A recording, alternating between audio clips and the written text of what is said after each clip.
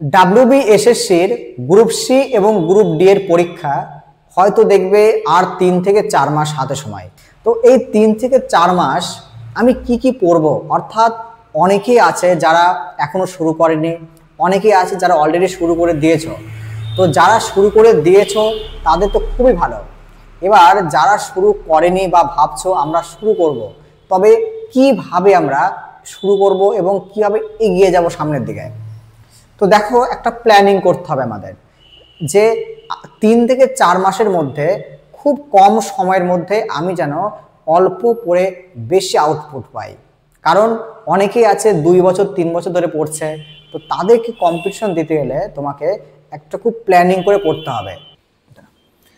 এবার আসি পাটিগণিত বা অ্যারিথমেটিক নিয়ে, যে অঙ্কের কোন জায়গাতে আমাকে খুব ভালোভাবে দক্ষতা তৈরি করতে হবে। দেখো, অ্যারিথমেটিক বা তোমার পাটিগণিতের যতগুলো চ্যাপ্টার, অর্থাৎ 14-15টি চ্যাপ্টার সবগুলোই করতে হবে, কারণ প্রত্যেকটা চ্যাপ্টার তোমার জন্য কিন্তু গুরুত্বপূর্ণ।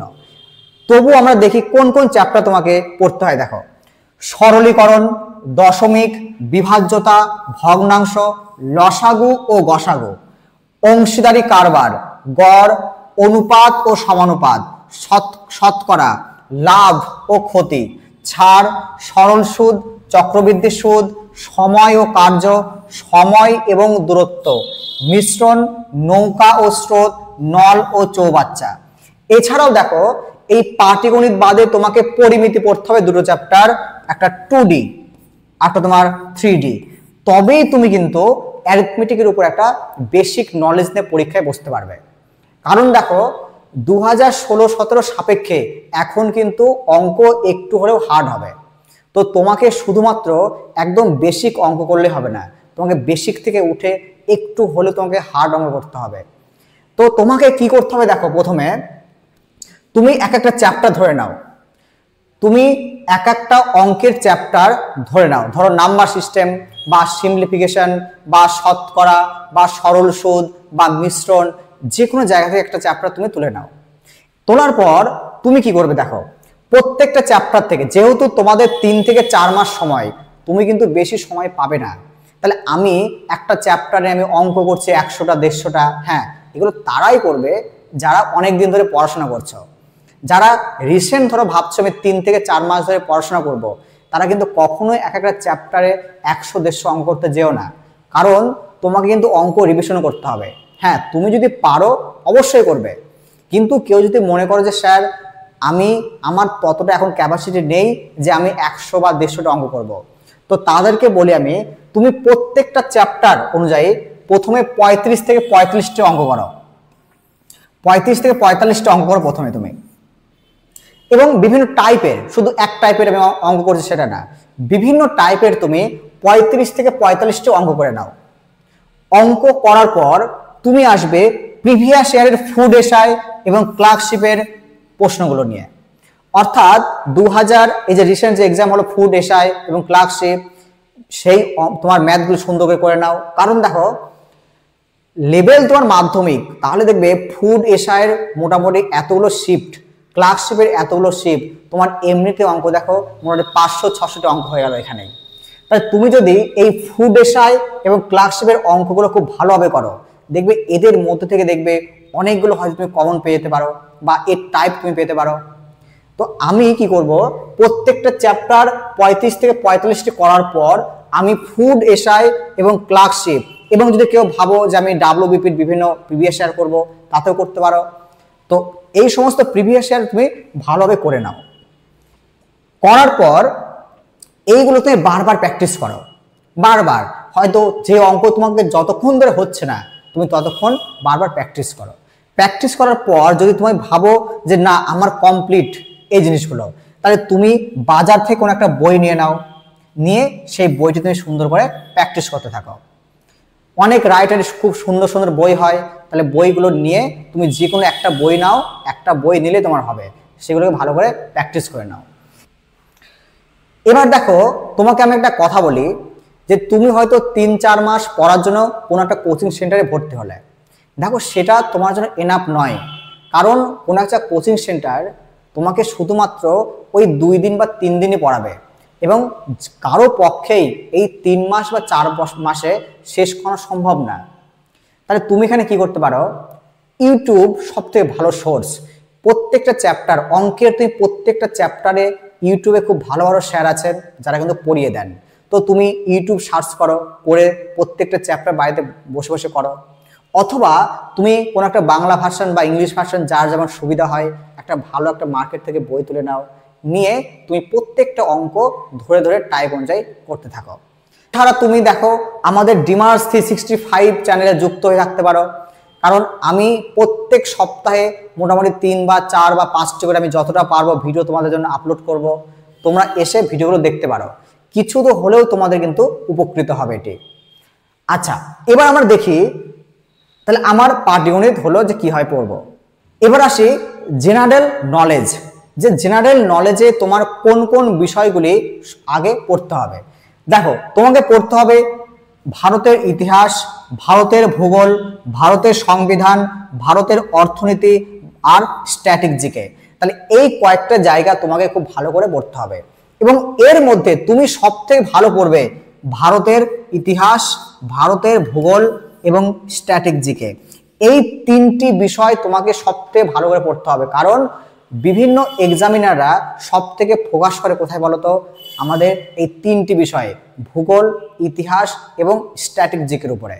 এরপরে তুমি শুধুমাত্র পলিটি পড়ো, ডেটা ভিত্তিক, অর্থাৎ যতটা আমার দরকার ততটাই। তারপরে তুমি ইকোনমি পড়ো, যতটা তোমার দরকার ততটাই তুমি পড়ো, এর বাইরে কিন্তু পড়তে যেও না। কারণ দেখো তুমি এই 3-4 মাসে কতটা পড়তে পারবে, কারণ জেনারেল নলেজ বা জিকে একটা সমুদ্র, এই সমুদ্রে তুমি যখন নামবে তখন কিন্তু তুমি ধাঁধা দেখবে বা মেঘ দেখবে। তো আমার কথা, তুমি ততটাই দেখবে যতটা তুমি বারবার রিভিশন করতে পারবে, কারণ যত রিভিশন করবে তুমি কিন্তু তত ভালো করে শিখতে পারবে। এবার এই জেনারেল নলেজের তোমরা কি পড়বে, কোথায় থেকে পড়বে, তো সে বিষয়ে আলোচনা করব আমরা। তো দেখো তোমরা প্রথমে কাজ কি করবে, দেখো তুমি প্রথমে বাজার থেকে এমন একটি বই কিনে নাও যে বইটিতে খুব কম পরিমাণে লেখা থাকবে, কারণ এই সময় তুমি ইন্ডিভিজুয়াল বই কিন্তু শেষ করতে পারবে না। তাহলে এমন একটি বই কিনে নাও যে বইয়ের মধ্যে সমস্ত সাবজেক্ট থাকবে, সমস্ত জেনারেল নলেজ থাকবে। সেই বইটা কিনে তুমি প্রত্যেকটা চ্যাপ্টার অনুসারে পড়তে থাকো। পড়ার পর তাহলে তুমি কি করবে, প্রথমে একটা বই তুলে নাও, সেই বই তুলে তুমি প্রথমে থিওরি পার্টটি পড়ে নাও, থিওরি পড়ে নাও। থিওরি পড়ার পর তুমি করবে কি, এমসিকিউ করবে, একদম ডিরেক্ট এমসিকিউ করো, যে এই চ্যাপ্টার সম্পর্কে কি কি এমসিকিউ হয়, তাতে তোমার দেখবে কম ইনপুটে বেশি আউটপুট পাবে। আমার কথাটা হয়তো তোমার বোঝা গেল, যে তুমি কম ইনপুট দিয়ে বেশি আউটপুট পাবে। আবার তুমি কি করতে পারো, দেখো বিভিন্ন WBCS এর প্রিভিয়াস ইয়ার তুমি পড়তে পারো, এর সাথে তুমি ফুড এসআই বা ক্লার্কশিপের প্রশ্নগুলো পড়তে পারো প্রিভিয়াস ইয়ার, এবং কেউ পারলে WBB-র প্রশ্নগুলো পড়তে পারো। তো পড়ায় কোনো ক্ষতি নেই, কিন্তু এমসিকিউ অনেক পরিমাণ করলে তোমার নিজের সুবিধা হবে। তাহলে তুমি কি করতে পারো বলো, একটা থিওরি নাও, দিয়ে তার সাথে একটা এমসিকিউ বই কিনে নাও, দিয়ে এমসিকিউ করো। তারপরে যদি তোমার হাতে সময় থাকে, তুমি WBCS হোক বা ফুড হোক বা ক্লার্কশিপ হোক বা WP হোক, এই দেখুন একটা প্র্যাকটিস সেট নিয়ে নাও, প্র্যাকটিস করো বাড়িতে বসে বসে, বা এদের প্রিভিয়াস ইয়ারগুলো ভালো করে পড়ে নাও তুমি। ওকে, আচ্ছা। বা কেউ কি করতে পারো, কেউ যদি ভাবো স্যার আমি বই কিনবো না, তাহলে তুমি কি করতে পারো, ইউটিউব থেকে সোর্স তৈরি করো, একটা চ্যাপ্টারের ইউটিউবে সার্চ করো, ইউটিউবে সার্চ করে দেখবে 30 মিনিট বা 40 মিনিটের বিভিন্ন ভিডিও পেয়ে যাবে, তুমি সেগুলো নোট ডাউন করতে পারো যদি তোমার হাতে সময় থাকে অনেক। কিন্তু সময়ের খুবই অভাব, তাই তুমি একটা বই কিনলে খুব ভালো হয়। আচ্ছা, এবার দেখো আমরা পরবর্তীকালে আসি। দেখো এবার দেখো এই জেনারেল নলেজের মধ্যে আরো 3টি জায়গা তোমাকে পড়তে হবে। সায়েন্স কি কি, ফিজিক্স, বায়োলজি এবং কেমিস্ট্রি পড়তে হবে। তাহলে 3টি বিষয় তোমাকে এখানে পড়তে হচ্ছে, তার মধ্যে তোমরা বায়োলজিতে সবথেকে বেশি জোর দেবে, বায়োলজিতে সবথেকে বেশি জোর দেবে, তারপর ফিজিক্সে দাও, তারপর তুমি কেমিস্ট্রিতে দাও। এবং দেখো এইখানে কিন্তু কেউ গভীরে ঢুকে যাও না, ততটাই যতটাই তোমার কাছে একদম পড়ার সম্ভাবনা থাকবে। এখানে কিন্তু কেউ একদম ভেতরে ঢুকে যেও না, কারণ এই সায়েন্সের ভেতরে ঢুকে গেলে কিন্তু তুমি সময় পাবে না একদমই। তো তোমার যতটা সম্ভব যে আমি বারবার রিভিশন করতে পারবো ততটাই তুমি এই 3টি বিষয় থেকে পড়ো, এবং সব থেকে বেশি জোর দেবে বায়োলজিতে, তারপরে ফিজিক্সে, তারপর তুমি দেবে কেমিস্ট্রিতে। এবং একইভাবে তুমি বিভিন্ন এমসিকিউ করে নাও এর সাথে সাথে, থিওরির সাথে সাথে। তাতে কি হবে, তুমি এখানেও কিন্তু কম ইনপুট দিয়ে বেশি আউটপুট পেতে পাবে কিন্তু। তাহলে এখানেও কিন্তু তুমি কম ইনপুট দিয়ে বেশি আউটপুট পাবে। আচ্ছা, এবার যদি আমরা দেখি যে কারেন্ট অ্যাফেয়ার্স, দেখো এর পরবর্তী টপিক দেখো কারেন্ট অ্যাফেয়ার্স। তো কারেন্ট অ্যাফেয়ার্সের টপিক যদি দেখি, তো এটি তোমরা মিনিমাম ধরো এক্সামের আগে, অর্থাৎ এক্সামের আগে 8 থেকে 10 মাসের একটা কারেন্ট অ্যাফেয়ার্স পড়ে নাও। অর্থাৎ এক্সাম যদি তোমার অক্টোবর বা নভেম্বরে হয়, তার আগে 8 থেকে 10 মাস বা কেউ 11 মাস অবধি পড়তে পারো, 11 মাস অবধি পড়তে পারো। তাহলে 8 থেকে 10 মাস বা 11 মাসের একটা কারেন্ট অ্যাফেয়ার্স তোমার সুন্দর করে পড়ে রাখো। এবং এই সমস্ত টপিক দেখো, সাম্প্রতিক ইভেন্টস, ভারত ও অন্যান্য দেশ, বিশেষত খেলাধুলা, ইতিহাস, সাহিত্য, সংস্কৃতি, ভূগোল, অর্থনীতি বিজ্ঞান, রাজনীতি, ভারতের সংবিধান এবং বৈজ্ঞানিক গবেষণা প্রভৃতি। তো এইগুলো তোমরা একটা কারেন্ট অ্যাফেয়ার্স জোগাড় করে নাও, দিয়ে তোমরা সুন্দর করে পড়ে নাও।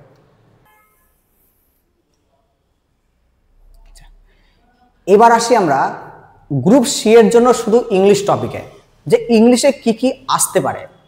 তো দেখো, তোমাকে প্রথমে করতে হবে গ্রামারের পার্ট অফ স্পিচ। বোঝা গেল? পার্টস অফ স্পিচ তুমি ভালোভাবে করে নাও।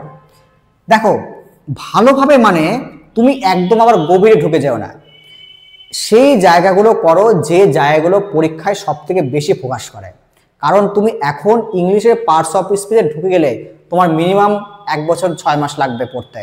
কোনো দরকার নেই, যতটা নিড যে আমার কি কি আসতে পারে, কি কি পরীক্ষায় দিতে পারে, সেই জায়গাগুলো তোমরা দেখে নাও। বা ইউটিউবে দেখতে পারো যে আমার নাউন থেকে বা প্রোনাউন থেকে বা অ্যাডজেক্টিভ থেকে কি কি পরীক্ষায় আসতে পারে, কি কি ইম্পর্টেন্ট জায়গা একটু দেখতে পারো সেখানে। এরপর যদি পার্টস অফ স্পিচ মোটামুটি করে নাও, দেন তুমি কোন একটা বই থেকে ফিল ইন দ্য ব্ল্যাঙ্কস করো, বা ইউটিউব থেকে করতে পারো, এরর স্পটিং করো, বা ইউটিউব থেকে করো বা বই থেকে করো। একইভাবে সেন্টেন্স ইমপ্রুভমেন্ট করো, স্পেলিং কারেকশন করো, অ্যাক্টিভ ও প্যাসিভ ভয়েস করো, ন্যারেশন করো, ইডিএম অ্যান্ড ফ্রেজেস করো, ওয়ান ওয়ার্ড সাবস্টিটিউশন করো এবং অ্যান্টোনিম সিনোনিম করো। তো এইভাবে খুব সীমিত সময়ের মধ্যে তুমি কিন্তু অল্প সময় হলেও একটা ভালো আউটপুট পেতে পারো। তোমাকে ভালো করে প্ল্যানিং করে পড়তে হবে। এইভাবে কিন্তু তুমি এই অল্প সময়ের মধ্যে হাজার হলেও অনেকটা শিখে গিয়ে পরীক্ষায় বসতে পারবে, এবং সেক্ষেত্রে দেখবে তোমার পরীক্ষা অনেক অনেক ভালো হবে। ওকে, আচ্ছা।